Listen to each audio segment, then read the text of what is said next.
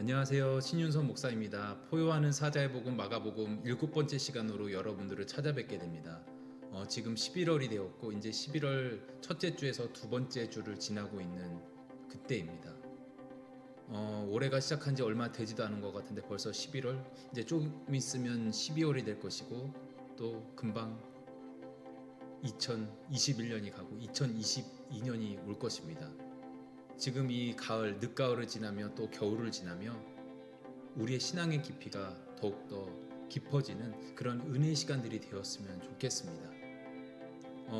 또한 벌써 이 마가복음 7번째 시간을 맞이하게 되는데요. 시작한 지 얼마 안 될 것 같은데 벌써 중반 이상을 지나가고 이제 후기에 이르고 있습니다. 지난 시간까지 마가복음 10장까지에 대해서 살펴보았고 서두에서도 말씀드렸듯이 마가복음 1장부터 8장까지가 초반부, 중반부이고 이제 9장부터 마지막 16장까지는 그 전반부, 중반부에 비해서 그 후반부가 굉장히 급박하게 빨리 전개가 된다고 하였습니다. 또한 전반부에서는 예수님이 행하신 기적들, 그런 일들이 많이 있었던 반면에 마가복음의 후반부로 갈수록 기적은 줄어들고 또 주님의 말씀도 줄어들고 주님께서 십자가를 향해서 가시는 그 이야기를 살펴볼 수 있다고 말씀을 드렸어요.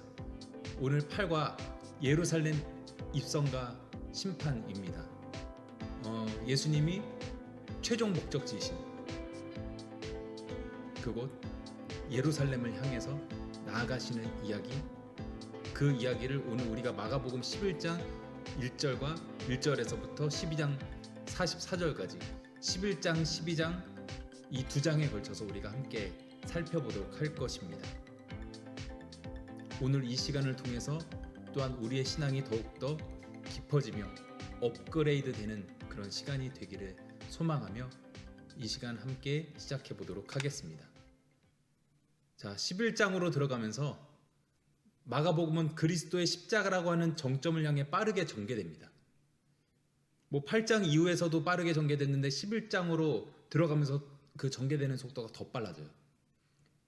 세례 요한은 예수님을 위한 길을 예비한 사람이었죠. 근데 이 11장 이전에 세례 요한은 죽음을 맞이하게 됩니다.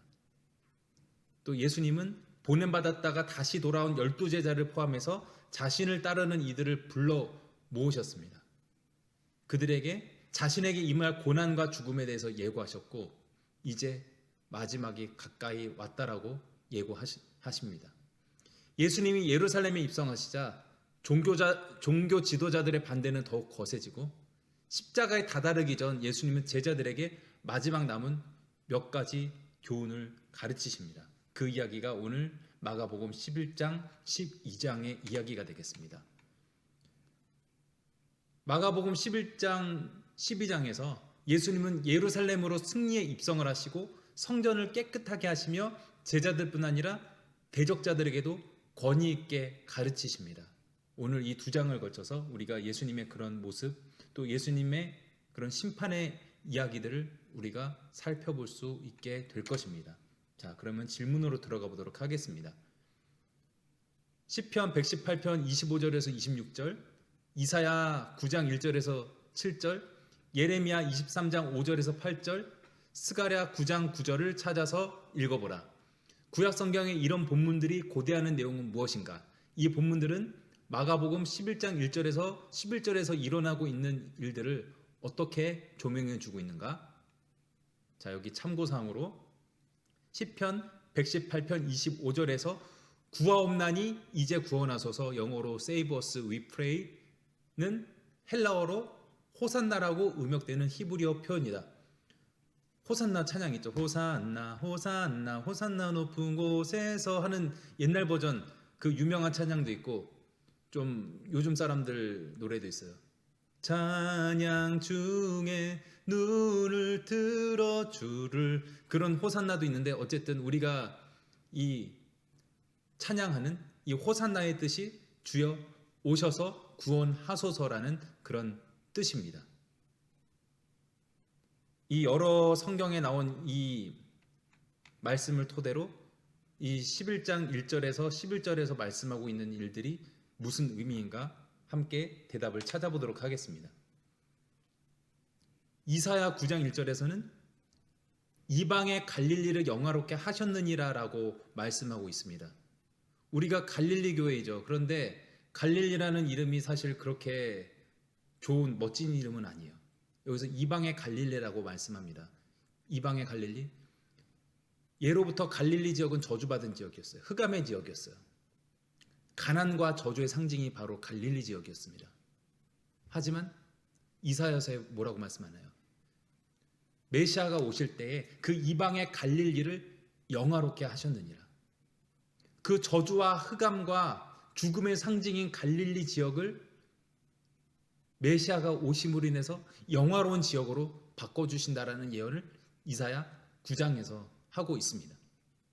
또 6절 7절의 말씀에서는 그의 이름은 기묘자라 모사라 전능하신 하나님이라 영존하는 아버지라 평강의 왕이라 라고 말씀하고 있죠. 스가랴 9장 9절의 말씀, 내 왕이 내게 임하시나니 그는 겸손하여서 나귀를 타시나니라고 말씀하고 있습니다. 예수님이 예루살렘에 입성하시는 장면이 마가복음 11장 1절에서 11절까지 나오죠. 그 비슷한 장면이 옛날에도 있었어요. 예후가 왕이 등극할 때, 예후가 누구이죠? 예루살렘의 왕으로 등극한 사람이 바로 예후이죠. 그는 아합 왕조를 심판하기 위해서 하나님이 세우신 사람이었어요. 예후가 예루살렘 성으로 들어와서 왕위에 등극할 때 사람들이 환호했던 장면을 볼 수 있고, 또 성경에 나오지 않지만 BC 200년경, 즉 신구약 중간사에 있었던 그것 중에 마카비우스가 또 예루살렘에 입성하여서 왕이 등극하였을 때 예후 때나 마카비우스나 때나 비슷한 일이 있었어요. 그 사람들이 예루살렘 성에 입성했을 때 사람들이 종려나무 가지를 흔들면서 호산나 오셔서 구원하소서, 즉 이 예후나 마카비우스나 사람들이 메시아로 환영했다는 거예요.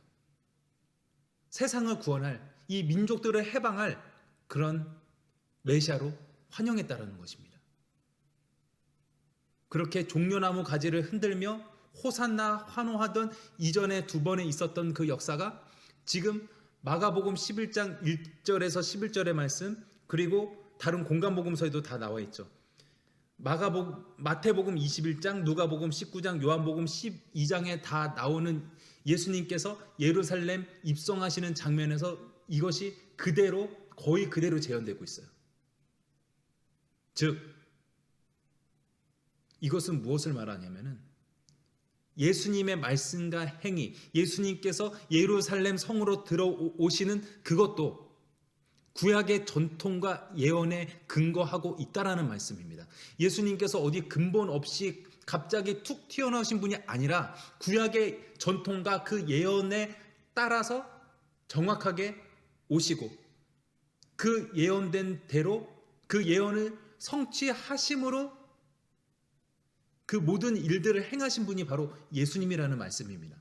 자, 이때 보면 1절에 그들이 예루살렘에 가까이 와서 감람산 벳바게와 베다니에 이르렀을 때에 라고 말씀하고 있는데, 자, 벳바게와 베다니라는 지역에도 또한 우리가 주목해 볼 필요가 있어요. 벳바게와 베다니는 무화과 나무의 동네입니다. 지금 수요 예배에 열린다 성경 식물편으로 진행되고 있죠. 수요 예배가 재개하면서 첫 시간에 담임 목사님께서 무화과 나무라는 제목으로 말씀을 전해 주셨을 때 이 벳바게 베다니 이 내용이 나왔어요. 벳바게와 베다니 무화과 나무의 동네입니다. 무화과는 또 무엇을 상징하느냐? 종말, 마지막 때를 상징하는 게 바로 무화과예요. 예수님은 그곳에서 제자들에게 명해서 나귀를 끌고 와라라고 말씀하시고 그 나귀를 타고 예루살렘 성에 입성하셨습니다. 그때 사람들의 외치는 소리, 호산나 찬송하리로다, 주의 이름으로 오시는 이여 라며 예수님의 오심을 환영했죠. 이렇게 예수님 오심을 환영했던 그 사람들이 나중에는 예수를 십자가에 못 박아서서 그렇게 돌변하는 모습을 우리가 또한 다음 시간들을 통해서 살펴볼 수 있을 것입니다. 또 벳박의 배단이 또 무화과나무에 대한 이야기는 또 뒤에서 다시 나오게 될 것입니다. 자, 다음 질문입니다. 마가복음 11장에서 예수님은 열매 없는 무화과나무를 저주하시고 성전을 깨끗하게 하시며 무화과나무를 저주하신 일에 대해서 설명하신다. 이 본문에서 마가가 자신의 자료를 구성하는 방식, 여기가 중요합니다. 무화과나무, 예루살렘 성전, 또 그 다음에 무화과나무 이야기. 이 방식은 예수님이 성전을 깨끗하게 하신 일과 무화과나무를 저주하신 사건 사이에 연관성이 있음을 암시한다. 어떤 관계를 의미할까? 예레미야 8장 13절, 호세아 9장 10절 16절, 요엘 1장 7절을 읽고 답을 생각해보라. 이 구약의 참고 구절들을 읽을 때 각 본문의 맥락을 고려해야 한다. 자, 대답입니다. 예레미야 8장 13절의 말씀이에요. 내가 그들을 진멸하리니 포도나무에 포도가 없을 것이며 무화과나무에 무화과가 없을 것이며 라고 말씀하고 있습니다. 호세아 9장 10절에는 이런 내용이에요.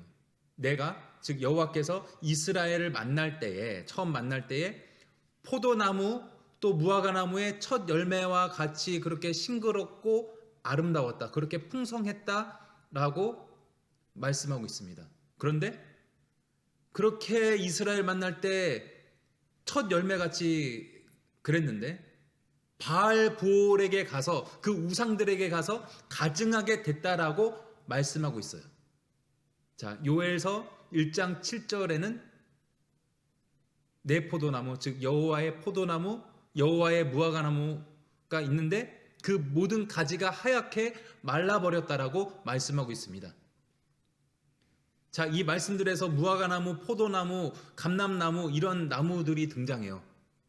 우리가 알고 있는 유명한 찬양이죠. 무화과나무 잎이 마르며 포도 열매가 없으며 감람나무 열매 그치고 논밭에 식물이 없어도 이런 찬양을 다 아실 거예요. 여기서 나오는 3대 나무, 이스라엘의 3대 나무가 바로 무화과나무, 포도나무, 감람나무예요. 이 3대 나무는 이스라엘에 있어 고대 팔레스타인에 있어 부와 축복의 상징인 나무였습니다.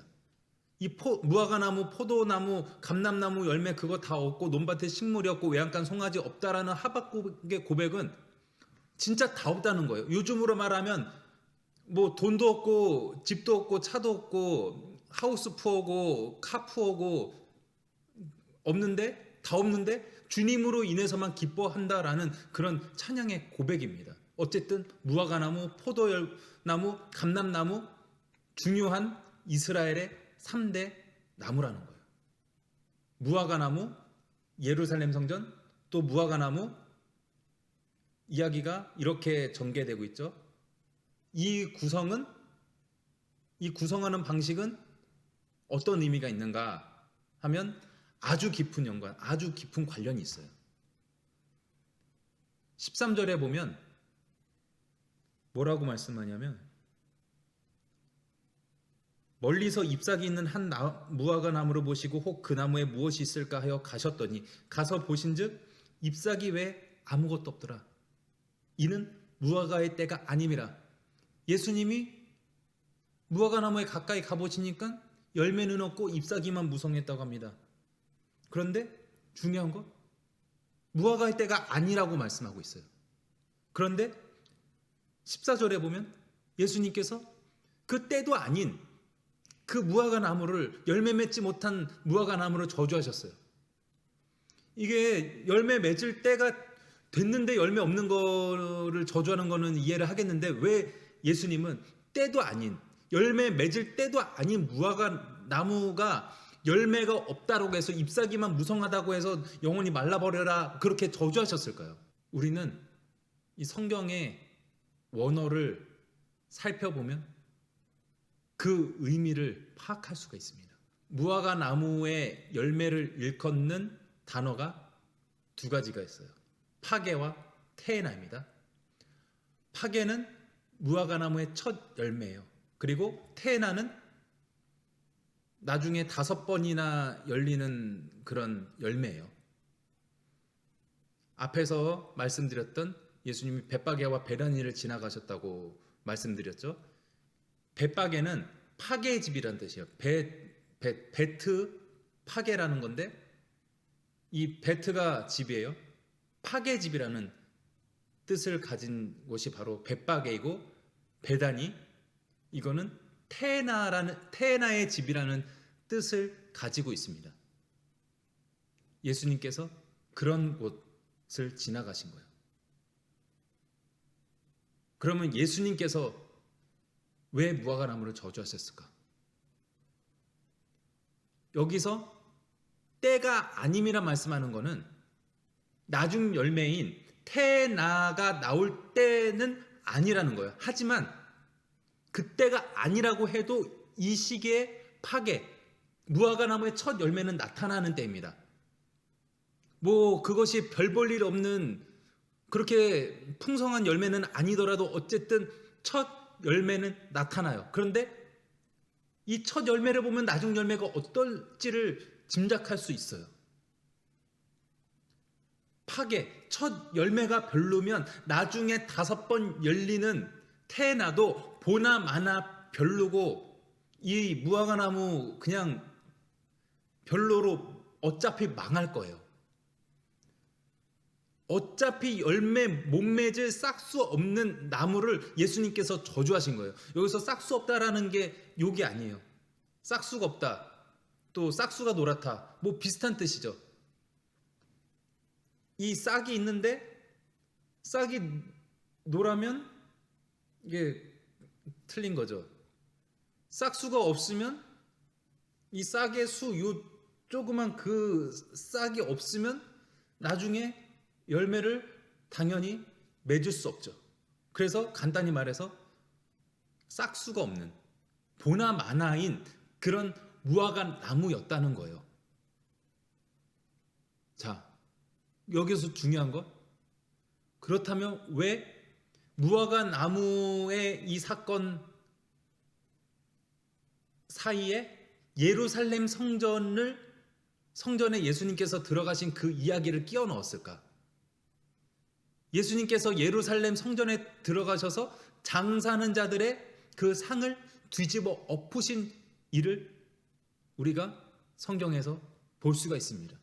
그렇다면 이 무화과 나무 저주 사건과 예루살렘 성전 그 사건이 깊은 연관이 있다면 어떻게 관련이 있는 것일까요?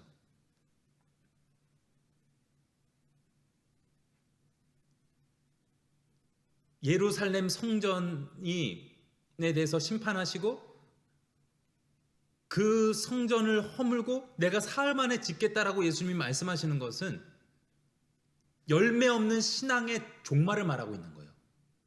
유대인들에게 있어서 성경이 매우 중요했죠. 하지만 성경과 비슷하게 중요하거나 어쩌면 더 중요하게 생각했던 게 그들에게 있어서는 예루살렘 성전이었어요. 예루살렘 성전이 그들의 신앙을 담보해주는 그런 것이라고 말할 수 있어요.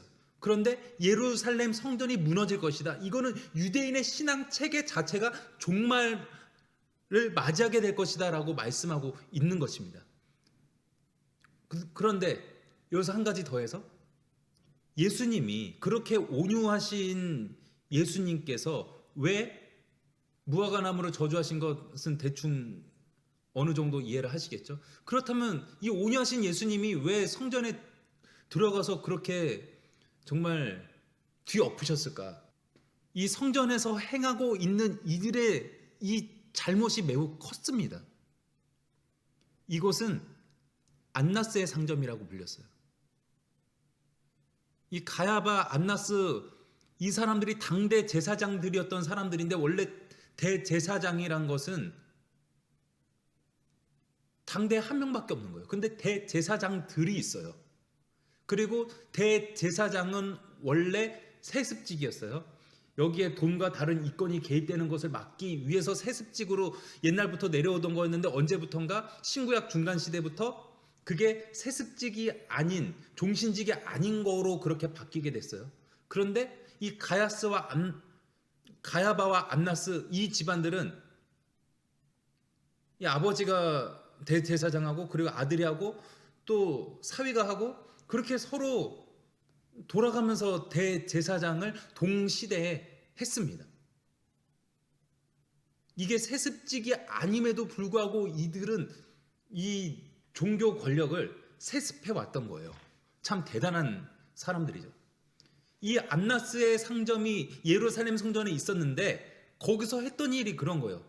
성전에 들어가려면은 성전에 들어갈 재물이 있어야죠. 양이든 소든 염소든 뭐 비둘기든 곡식이 됐건 간에 이거를 가지고 성전에 들어가서 제사를 드리죠. 그런데 이 안나스의 상점에서 파는 그 재물들만 가지고 성전에 들어가야만 돼요. 다른 거 가지고 들어갈 수 없어요. 독과점의 폐해죠. 그런데 시중에서 살 수 있는 비둘기, 염소, 양 이런 애들보다 몇 배나 비싸게 받아 먹었습니다. 그래서 예수님이 말씀하시는 건 그거예요. 그래서 예수님이 이들을 그렇게 심하게 꾸짖으시고 내 집은 만민이 기도하는 집이라 칭함을 받으리라고 하지 아니하였느냐. 너희는 강도의 소굴을 만들었다라고 말씀하시는 게 이 가야바와 안나스 당대 제사장이었던 이들의 그런 악행에 대한 이야기였던 거예요. 즉 이 예루살렘 성전이 붕괴될 것이다. 이것이 허물어질 것이다. 예수님께서 말씀하시는 게 나중에 유대 전쟁을 통해서 그대로 예루살렘 성전이 무너지게 되는데 이것은 유대인의 신앙 체계가 종말을 맞이하게 될 것이라 그것을 예수님께서 말씀하고 계신 것입니다. 자, 다음 질문입니다. 그러므로 내가 너희에게 말하노니 무엇이든지 기도하고 구하는 것은 받은 줄로 믿으라. 그리하면 너희에게 그대로 되리라. 마가복음 11장 24절. 자, 어떤 사람들은 이 예수님의 말씀을 마치 믿음이 충분히 모아지기만 하면 하나님이 어떤 간구라도 다 들어주시는 것으로 잘못 해석한다. 우리는 반드시 예수님의 관점과 똑같은 관점을 늘 지녀야 한다. 즉 하나님의 능력에 대한 확신에는 반드시 하나님의 뜻에 대한 확고한 순종이 함께 동반된다는 것이다. 그렇다면 마가복음 11장 24절에 예수님의 말씀을 어떻게 이해하고 받아들여야 하는가? 야고보서 4장 3절 또는 요한일서 5장 14절 같은 성경 본문들은 여기서 예수님의 의도를 이해하는데 어떤 도움을 줄 수 있는가? 자, 이 질문에 대한 대답을 찾기 전에 먼저 말씀드릴 것은 여기서 이 말씀을 잘못 해석하는 사람들이 믿음이 충분히 모아지기만 하면 하나님이 정말 어떤 일이더라도 우리가 소원하는 대로 다 들어주시는 것이다라고 잘못 해석한다라고 여기서 질문하고 있는데 그게 뭐 완전히 잘못된 건 아니에요. 완전히 이게 잘못된 거라서 이 해석을 완전히 바꿔야 된다. 그거는 아니에요. 그 전제는 우리가 알고 있어야 됩니다. 잘못된 해석은 아니지만 그냥 그 부분만 따다가 믿음이 모아지기만 하면 어떤 간구라도 무엇을 우리가 구하든 다 이루어진다라고 한다면 잘못된 것은 아니지만 매우 불충분한 해석이긴 하죠. 여기서 중요한 건 기도하면 능치 못함이 없다는데 포인트가 있는 말씀이 아니라는 것입니다. 자, 그것을 참고로 아시고 함께 대답을 찾아보도록 하겠습니다. 야고보서 4장 3절에 구하여도 받지 못하면 정욕대로 쓰려고 잘못 구하기 때문이라. 요한일서 5장 14절 그의 뜻대로 무엇을 구하면 들으심이라.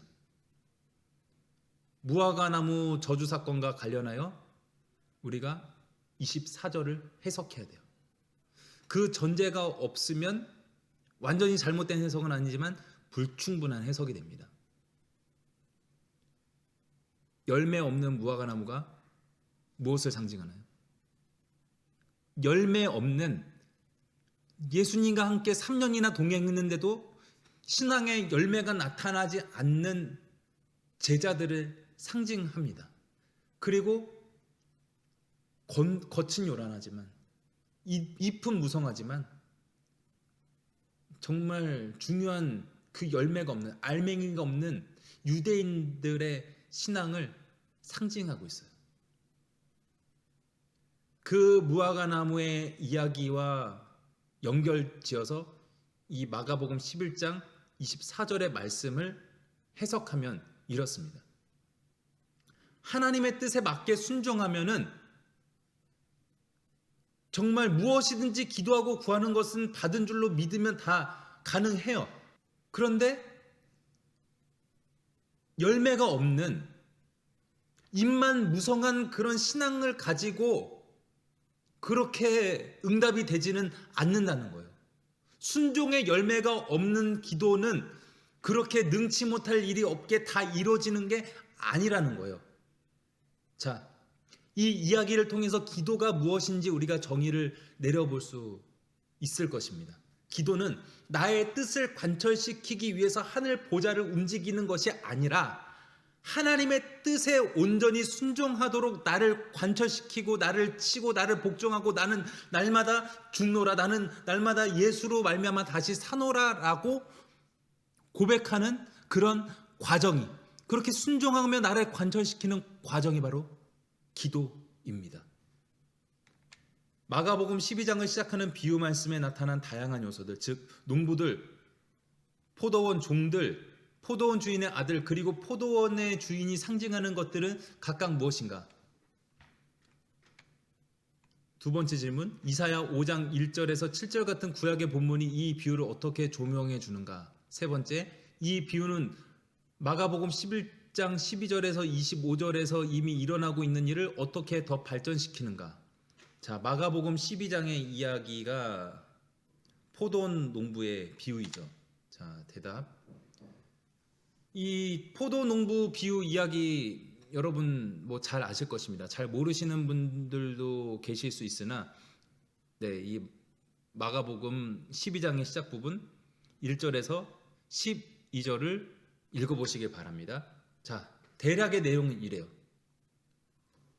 포도원 주인이 포도원을 만들었는데 어느 날 외국에 출장을 가요.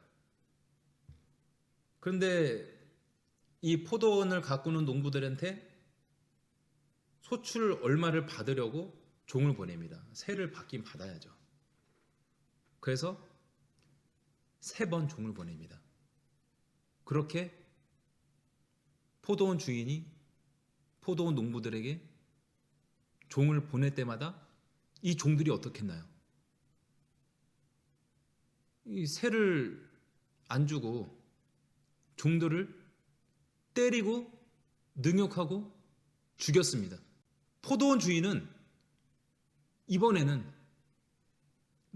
마지막으로 아들을 보내며 이 종을 보냈는데 실패하고 얘네들 때리고 능욕하고 죽였지만 내 아들은 존달이라 라고 생각을 하고 아들을 보냈어요.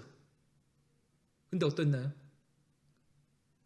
포도 농부들이 이는 상속자니 자 죽이자, 그러면 그 유산이 우리 것이 되리라 라고 하며 이 아들을 잡아 죽여서 포도원 밖에 던져버립니다.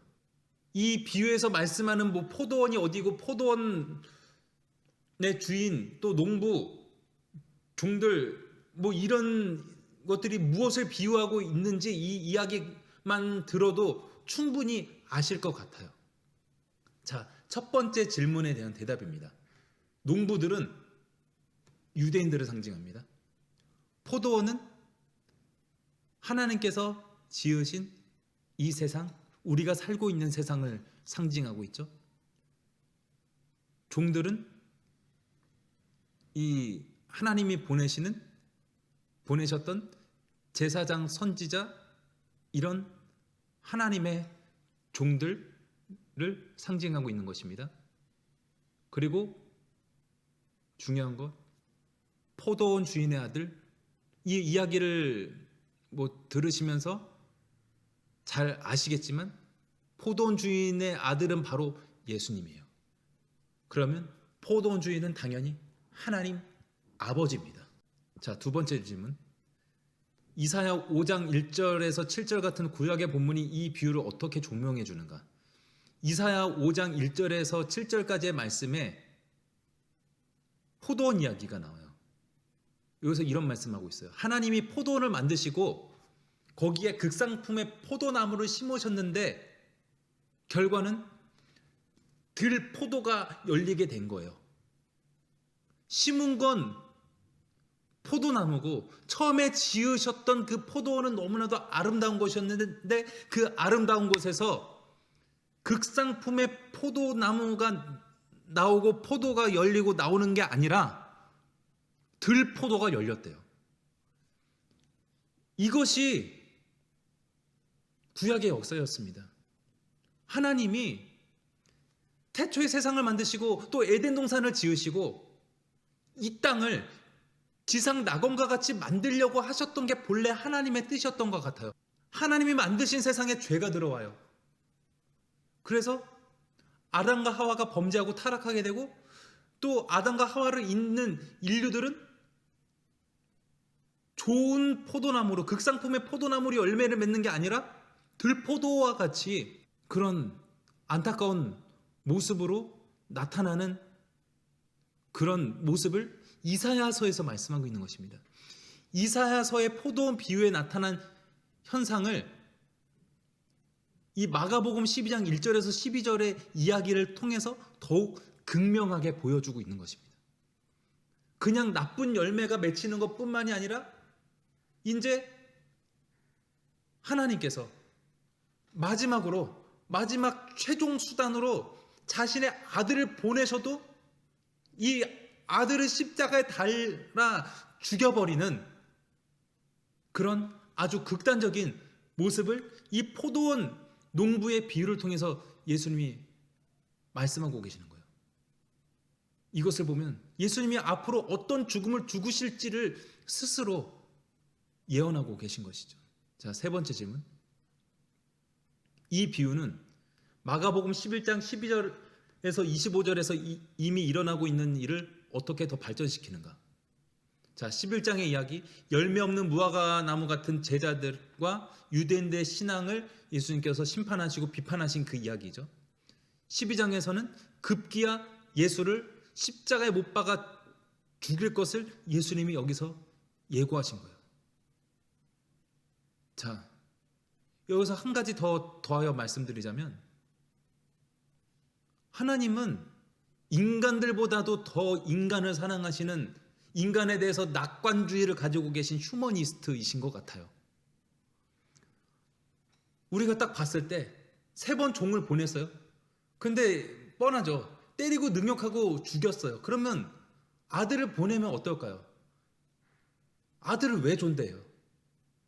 당연히 죽이고 빼앗고 유산을 탈취하고 그러겠죠. 이들의 봤던 행동을 보면은 그게 뻔한 건 아닌가요? 그런데 하나님 아버지는 그래도 인간들에게 기대하세요.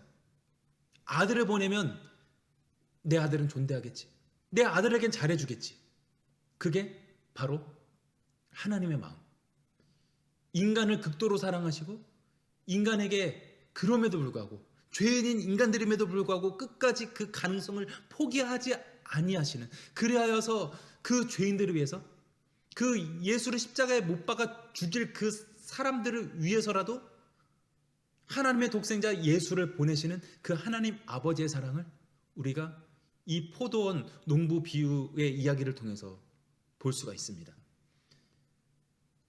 마가복음 12장 13절에서 37절에서 우리는 종교 지도자들이 예수님께 묻는 일련의 질문들을 읽게 된다. 정치적 질문, 신학적 질문, 도덕적 질문들이 나왔다. 이 3가지 공세가 끝난 후 이제 예수님은 반대로 그들에게 예수님 자신에 대한 질문을 던지신다. 예수님은 정치적 질문에 어떻게 답변하시는가? 이 정치적 질문이 12장 13절에서 17절까지에 나와 있는 말씀입니다. 자, 정치적 질문에 대해서 질문이 이런 거였어요. 바리새인, 헤롯 당 이런 사람들이 예수님께 물어봅니다. 가이사에게 세금을 바치는 것이 옳으니까? 라고 예수님께 물어보자 예수님이 말씀하셨죠. 가이사의 것은 가이사에게, 하나님의 것은 하나님께 바치라. 이 바리새인과 헤롯 당 이 사람들이 예수님을 좀 꼬투리 잡으려고, 골탕 먹이려고 이런 질문을 했을 텐데 예수님은 참 지혜롭게도 이런 말씀으로 그 꼬투리 잡힐 만한 것들을 피해 가세요. 가이사의 것은 가이사에게, 하나님의 것은 하나님께. 예수님은 신학적 질문에 어떻게 답변하시는가? 12장 18절에서 27절의 말씀이죠. 사두개인들이 예수님께 물어봅니다. 7사람과 아내가 다 죽었는데 부활 때 누구의 아내가 되리까? 첫째 형이 여자랑 결혼했어요. 근데 아들 없이 자식 없이 첫째가 죽었네요. 그래서 둘째가 형수를 취했네요. 근데 둘째도 죽고 셋째도 죽고 다 죽었어요. 결국 7사람 다 죽었어요. 그런데 부활 때 이 여자는 누구의 아내가 되리까? 이런 질문이에요. 사두개인들은 부활신앙을 부정하는 사람들이에요. 이 사람들은 유대인들 중에서도 아주 극단적인 극우파들이에요. 아주 아주 보수인 사람들이에요. 그래서 구약 성경에 정확하게 명시되어 있지 않은 부활신앙에 대해서 이들은 부정합니다. 이들은 바리새인들이 율법주의자, 성경 중심주의자였던 반면 이 사두개인들은 성전주의자들이에요. 그리고 앞에서 말씀드린 것이 형사취수제, 형이 죽으면 동생이 아내를 취하는 그게 고대 팔레스타인 사회에 있었습니다. 자, 7사람과 아내가 다 죽었는데 부활 때 누구의 아내가 되리까? 라는 사두개인들의 질문에 대한 예수님의 대답. 죽은 자 가운데서 다시 살아날 때, 즉 부활할 때 장가 시집 이런 거 안 간다. 죽었다가 부활한 사람들은 하늘의 천사들과 같다. 하나님은 죽은 자의 하나님이 아니요 산 자의 하나님이시라라고 예수님이 대답하셨죠. 사두개인들이 이 질문을 또 왜 했을까요? 진짜 부활에 대해서 알고 싶어서 질문한 게 결코 아니죠. 뭐 바리새인들, 헤롯 당 이런 사람들 같이 사두개인들도 예수님께 시비거리를 찾으려고 일부러 어려운 질문을 던진 거예요. 그런데 예수님은 이렇게 지혜로운 대답으로 그렇게 시비거리를 찾을 그 요소를 피해 가십니다. 하나님은 죽은 자의 하나님이 아니요 산 자의 하나님이시라. 영생과 내세에 대해서 논하는 것도 중요하지만 중요한 것은 지금 살아있는 우리들의 신앙이고 중요한 것은 부활의 신앙이다라는 것을 예수님께서 지금 말씀하고 계신 것입니다. 자, 다음 질문. 예수님은 도덕적 질문에 어떻게 대답하시는가? 12장 28절에서 34절의 말씀입니다. 서기관들, 이 사람들은 뭐 바리새인들 중에 서기관들이 있는데 성경을 기록하는 사람들, 굉장히 지식인인 사람들이죠. 이 사람들이 예수님께 물어봅니다. 모든 계명 중에 첫째가 무엇이니까? 라고 예수님께 질문을 하자 예수님께서 대답하십니다. 첫째, 이스라엘아 들으라. 이게 되게 유명한 말씀, 쉐마 이스라엘입니다. 신명기 6장 4절에 나오는 말씀이죠. 이스라엘아 들으라 라고 한글에선 번역이 되었는데 히브리어 원어의 순서를 보면 쉐마 이스라엘, 들으라 이스라엘아 라는 말씀이에요. 신명기에서 듣는 것, 경청하는 것이 중요합니다. 마찬가지로 예수님께서 지금 들어라, 귀 기울여 들어라 라고 강조하고 계신 거예요. 첫째, 마음을 다하고 목숨을 다하고 뜻을 다하고 힘을 다하여 주 너의 하나님을 사랑하라. 그리고 둘째, 내 이웃을 내 자신과 같이 사랑하라. 이게 모든 계명의 끝, 이게 다라는 거예요. 십계명의 말씀이 있죠. 또 십계명뿐만 아니라 구약에 무려 613개의 율법이 있어요. 뭐 구약에 나온 것도 있지만 나중에 바리새인들이 더 추가한 그런 율법 조항들도 있습니다. 그런데 그 수많은 율법의 조항들이 간략하게 주 너의 하나님을 마음과 목숨과 뜻을 다하고 힘을 다해서 그렇게 하나님을 사랑하라. 그리고 내 이웃을 내 자신과 같이 사랑하라. 여기서 끝. 딱 이렇게 간단 명료하게 정리해 주세요. 뭐 613개의 조항들을 다 외우고 실천하는 것 나쁜 거 아니에요. 그거 중요해요. 하지만 더 중요한 것, 그 율법이 말씀하고 있는 그 핵심인 그 열매인 그 코어인 정신이라는 거예요. 하나님을 사랑하고 이웃을 사랑하는 것, 그거면 된다라고 예수님께서 말씀하고 계신 것이죠. 자, 다음 질문. 마가복음 12장 36절에서 말씀하시는 시편 110편에 대한 예수님의 논리를 잘 생각해보라. 예수님은 이 구약 본문이 확립하고 있는 교리가 무엇이라고 여기시는가? 그렇게 결론 짓기 위해 예수님은 어떻게 논증하시는가? 마가복음 12장 36절의 말씀이 시편 110편 1절을 그대로 인용한 말씀이에요. 주께서 내 주께 이르시되 내가 내 원수를 내 발 아래 둘 때까지 내 우편에 앉았으라 하셨도다.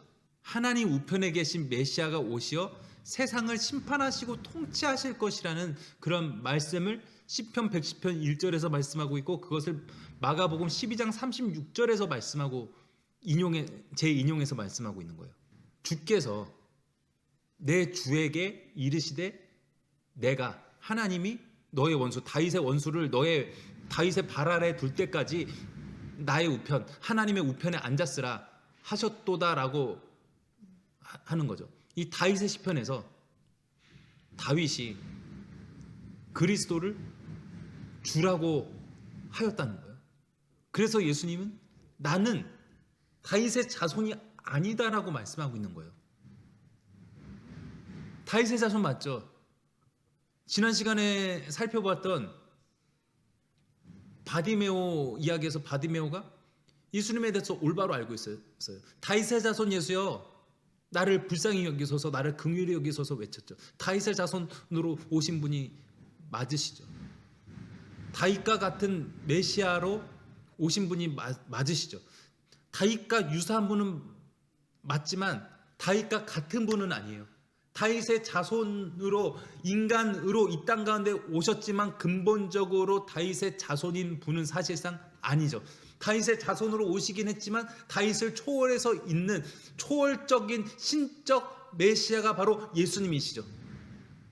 예수님은 누구시냐? 하나님 우편에 앉아 계셨던 분이시고, 지금 십자가 달려 돌아가시고 부활하시고 승천하실 때 다시금 하나님 우편에 앉게 되실 분이시죠. 그것을 지금 예수님이 말씀하고 계신 거예요. 나는 다윗의 자손이긴 하지만 사실상 근본적으로 다윗의 자손은 아니다. 나는 다윗을 능가하는 그런 신적 메시아다라고 그렇게 지금 이 말씀을 통해서 또 구약의 말씀을 재인용하심으로 그것을 알려주고 계신 거예요. 다음 질문, 마지막 질문입니다. 마가복음 12장의 마지막 두 기사에서 예수님은 전혀 다른 두 종류의 경건을 비교해 말씀하신다. 한 예는 12장 38절 40절에 나타나고 또 다른 하나는 12장 41절에서 44절에 나타난다. 이 두 가지 경건의 본질적인 차이는 무엇인가?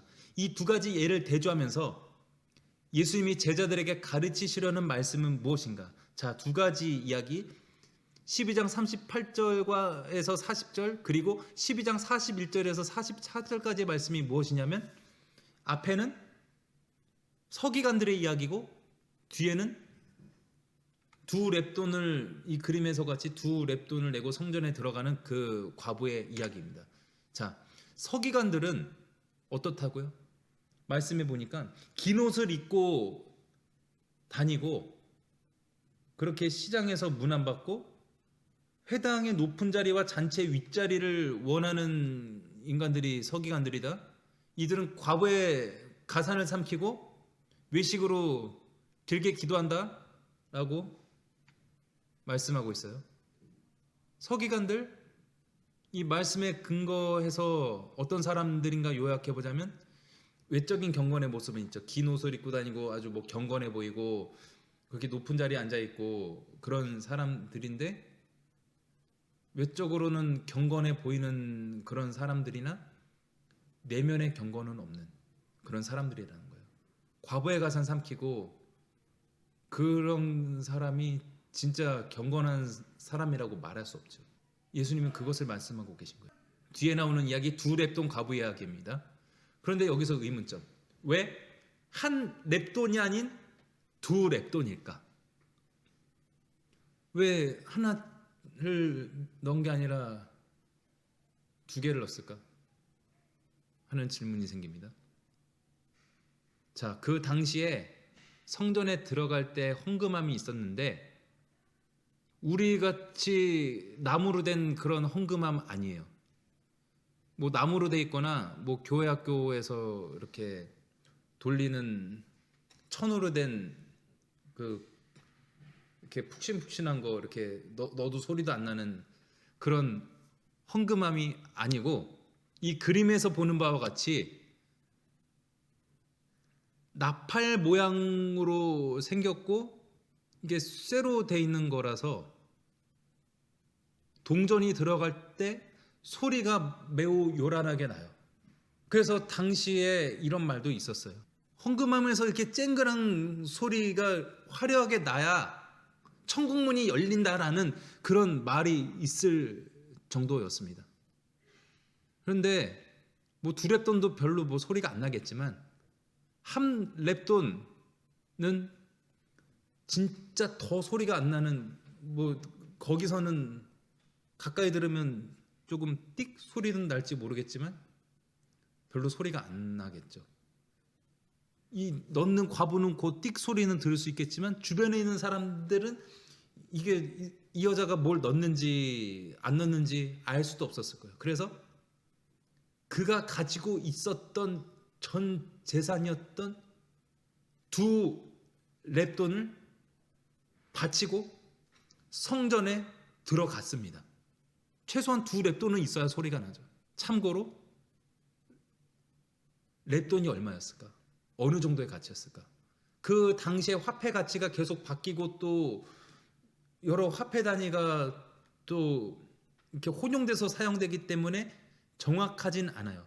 근데 대략 한 렙돈은 약 500원 정도예요. 500원짜리 동전 2개 정도를 이 과부가 바치고 성전에 들어갔다는 거예요. 자, 이 말씀에 보면 내가 진실로 너에게 이르노니 이 가난한 과부는 헌금함에 넣는 모든 사람보다 많이 넣었도다. 그들은 다 그 풍족한 중에서 넣었거니와 이 과부는 그 가난한 중에서 자기의 모든 소유 곧 생활비 전부를 넣었느니라 하시니라 라고 예수님이 말씀하셨죠. 그래서 많은 분들이 이 과부의 두 렙돈 이야기를 그렇게만 해석해요. 자신의 전부인 두 렙돈 바친 것 같이 다 바쳐야 된다.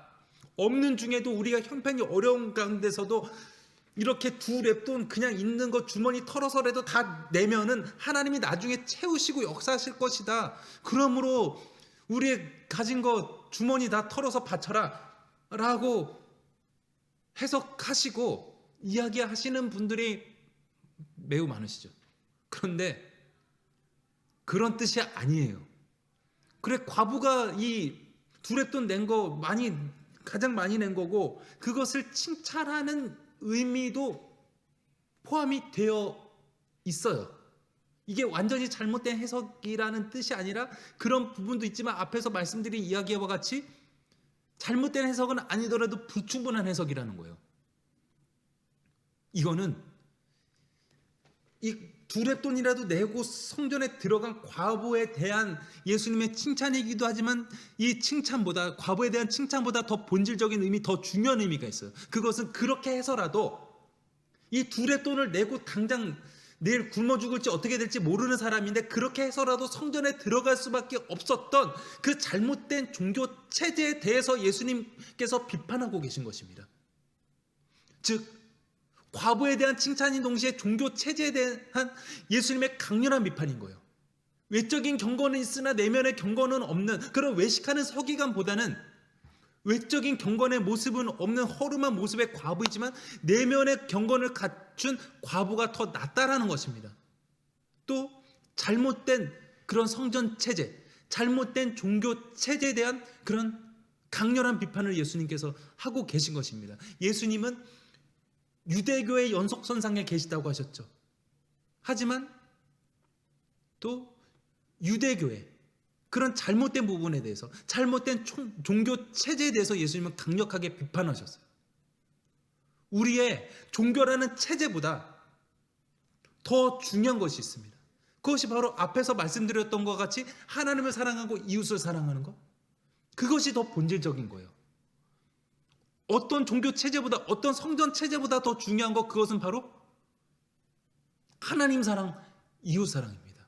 그런데 당시 종교 체제가 그렇게 과부의 가산을 삼키는 것이 되었던 것, 이 둘의 돈이라도 바치고 들어갈 수밖에 없었던 그런 처절한 모습, 왜곡된 종교의 모습을 예수님이 비판하고 계신 것입니다. 이상 마가복음 11장, 12장 두 장의 말씀을 우리가 함께 살펴보았습니다. 또 부족한 부분이 있으시다면 개인적으로 이 11장, 12장 읽어보시고 또 그래도 좀 아리까리한 게 있으시다 하시면 저에게 언제든지 질문을 하시면 좋을 것 같아요. 이 마가복음 11장, 12장의 말씀을 통해서 우리 신앙의 의미를 생각해 보게 됩니다. 나의 신앙은 어떠한지. 내가 주일마다 또 모든 예배가 있을 때마다 그렇게 성전에 나오고 그렇게 주님 앞에 예배하지만 외식하는 신앙은 아니었는지, 주님 앞에 때마다 절기마다 헌신함으로 예물을 드리고 삶의 고백을 드린다고 하지만 하나님 사랑, 이웃 사랑이라는 그 본질, 그 열매가 나에게 있었나? 되돌아보게 됩니다. 이 포효하는 사자의 복음 마가복음을 들으시는 여러분들도 이 마가복음 11장 12장을 다시 한번 읽어보시면서 우리의 신앙을 점검해보고 우리가 외식하는 그런 신앙의 모습, 외적인 경건도 중요하지만 더 중요한 건 내적인 경건, 그것이 우리들에게 있나 점검해보고 열매가 충만한 그런 신앙으로 나아가는 우리가 되기를 소망합니다. 열매 없는 무화과나무 같은 그런 잎사귀만 무성한 겉모습만 화려한 우리의 신앙이 아니라 정말 내실 있는 하나님께, 예수님께 칭찬받을 만한 진정한 믿음으로, 그런 삶으로 살아내는 저와 여러분들이 되시기를 간절히 소망합니다. 기도하겠습니다. 주님, 오늘 팔과 예루살렘 입성과 심판의 이야기를 함께 살펴보았습니다.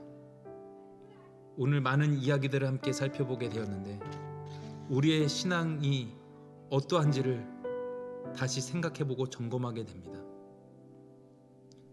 예수님께서 예루살렘 성에 입성하셨을 때 사람들이 종려나무 가지를 흔들며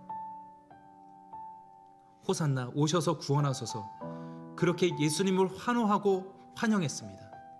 하지만 며칠 후에 그 환호가 예수를 십자가에 못 박으소서, 예수를 십자가에 못 박으소서 하였던 그것으로 바뀐 이야기를 우리가 또한 다음 시간들을 통해서 살펴보게 될 것입니다. 주님, 우리가 주님을 바라지만 그것이 혹시 우리의 부귀함과 우리의 영화를 위해서 주님의 이름을 구하는 것은 아닌지, 그래서 우리는 열매 없는 제자들과 같이 열매 없고 잎사귀만 무성한 그런 유대인들과 같이 그런 신앙의 모습은 아니었는지 다시금 돌아보며 우리 자신을 주님 앞에 쳐서 복종하며 우리 자신을 주님 앞에 철저히 연단시키기를 원합니다. 이 신앙학교 이 과정을 통해서 우리의 깨어져야 될 부분들이 있다면 깨어지게 하여 주옵시고, 채워나가야 될 부분들이 있다면 더욱더 채워나가게 하여 주옵시고, 우리의 신앙의 깊이가 더욱더 깊어지며 또한 많은 사람들을 포용할 수 있는 그런 포용력이 더욱더 넓어질 수 있도록 인도하여 주옵소서. 예수님의 말씀과 같이 마음을 다하고 목숨을 다하고 뜻을 다하고 힘을 다하여 주 너의 하나님을 사랑하고 내 이웃을 내 자신과 같이 사랑하라 하신 이 말씀, 이 온 율법과 선지자의 강령, 그 계명인 이 말씀을 성취해 나가는 하나님의 그 뜻을 이뤄드리는 우리들의 삶이 되도록 주님 우리를 사용하여 주시옵소서. 또한 이 시간을 사용하여 주시옵소서. 주님께서 언제나 어디서나 우리와 함께하여 주심을 믿고 감사드리며 이 모든 것 우리 주 예수님의 이름으로 기도드리옵나이다. 아멘. 감사합니다. 수고하셨습니다.